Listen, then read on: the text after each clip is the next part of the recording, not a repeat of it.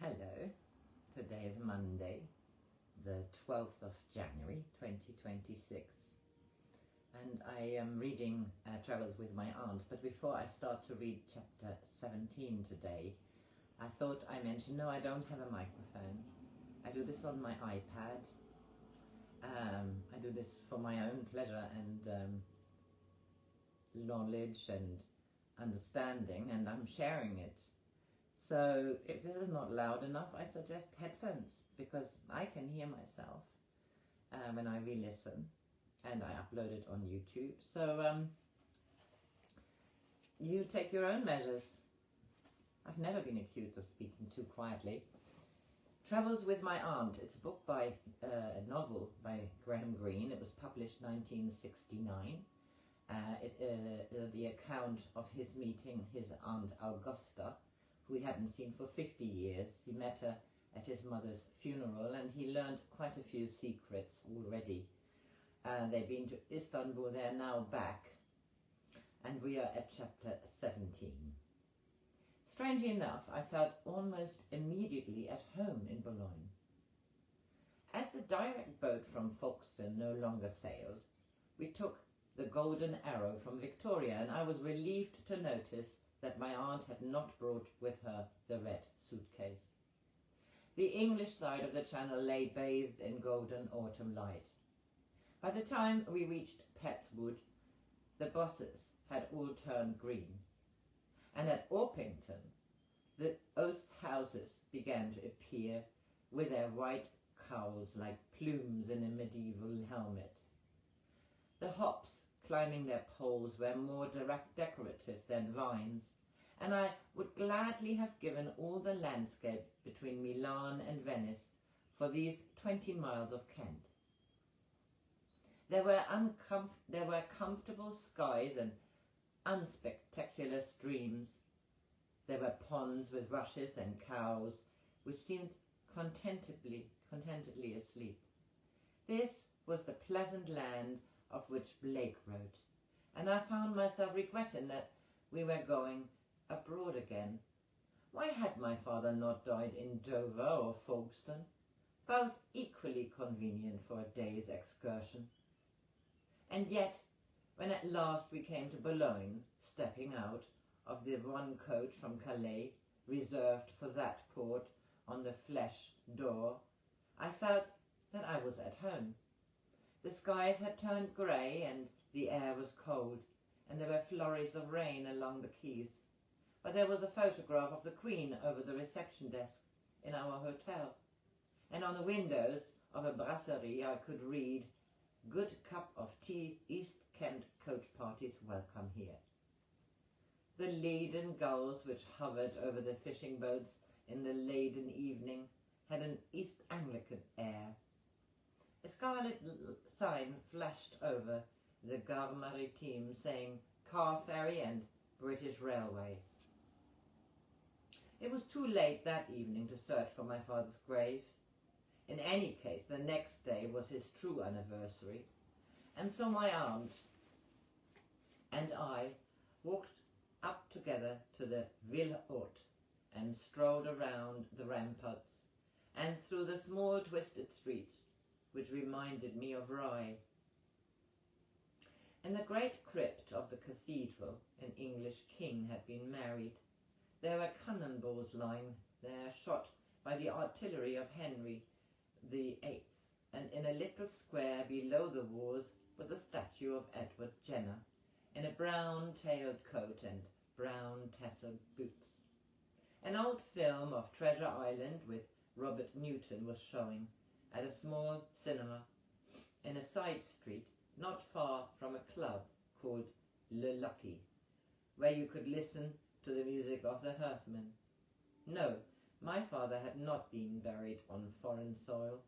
Boulogne was like a colonial town, which had only recently ceased to be part of the empire, and British railways lingered on at the end of the quay as though it had been granted permission to stay until the evacuation was complete. Locked bathing huts below the casino were like the last relics of the occupying troops, and the mounted statue of General St. Martin on the quay might have been that of Wellington. We had dinner in the restaurant of the Gare Maritime, after walking over the cobblestones and across the railway lines with no one about. The pillars of the station resembled the pillars in a cathedral, deserted after dark. Only a train from Lyon was announced, like a hymn number which no one had bothered to take down. No porter or passenger stirred on the long platforms. The British Railways office stood empty and unlighted. There was a smell everywhere of oil and weed and sea, and a memory of the morning's fish. In the restaurant, we proved to be the sole diners. Only 2 men and a dog stood at the bar, and they were preparing to go. My aunt ordered soles à la Boulognaise for both of us. Perhaps my father came here the night before he died, I considered aloud. Ever since I had picked Rob Roy from the shelf, I had thought frequently of my father, and remembering the photograph and the expression of the young girl, I believed that my aunt must have loved him too, in her way. But if I were looking for sentimental memories, I had come to the wrong character. A man dead was a man dead, so far as my aunt was concerned. "Order the wine, Henry," she said. "You know that you have a morbid streak. This whole expedition is a sign of it.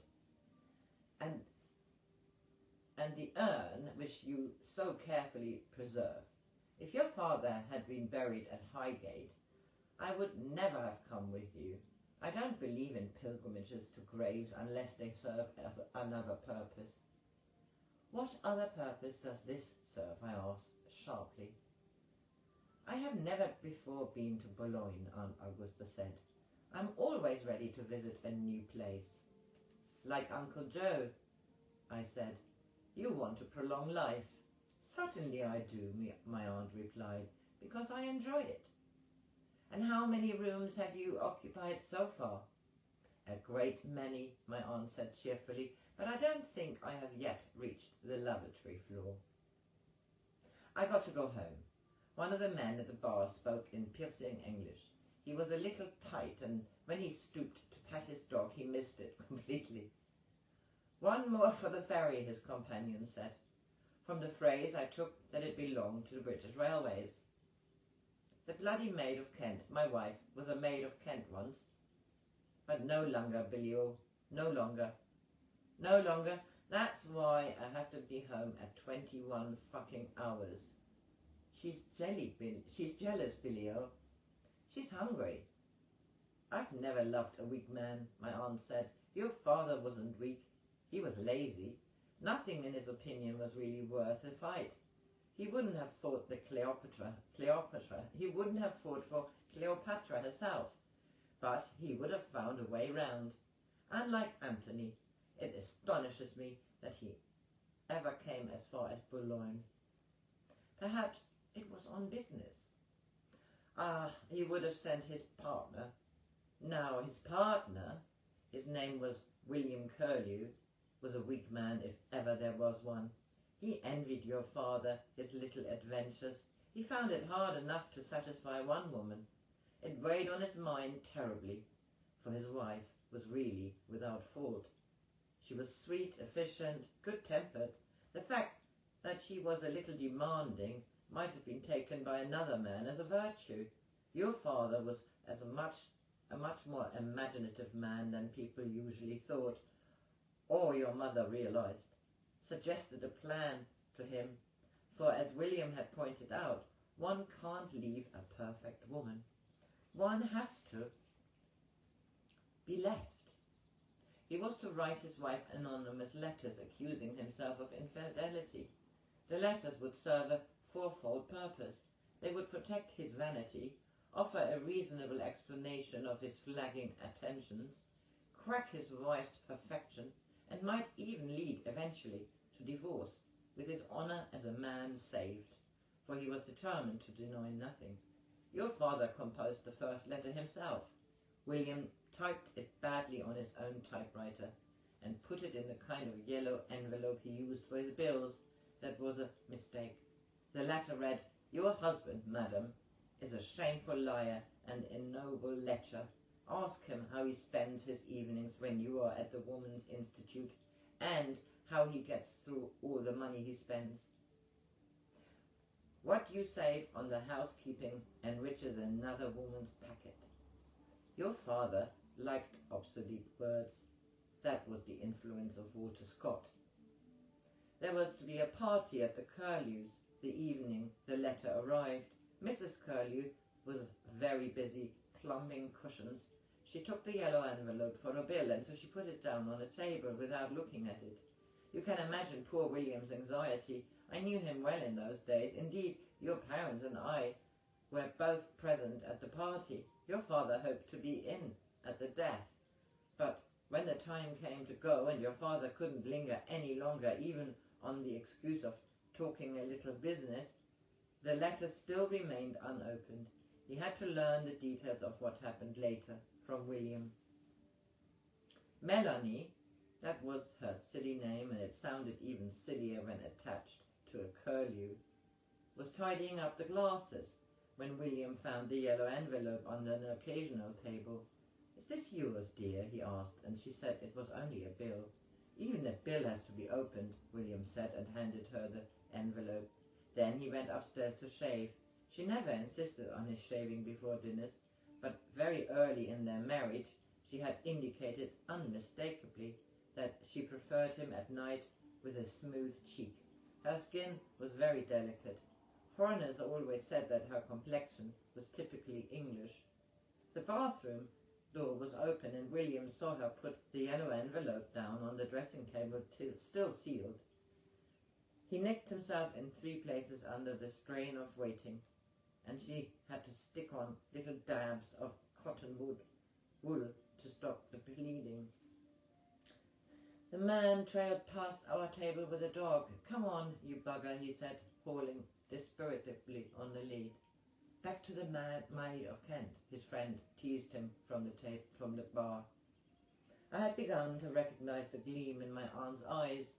She had had it in Brighton, when she recounted the history of the dog's church, and in Paris, when she told me of the affair with Monsieur d'Ambreuse, and in the Orient Express, when she described Mr. Visconti's escape.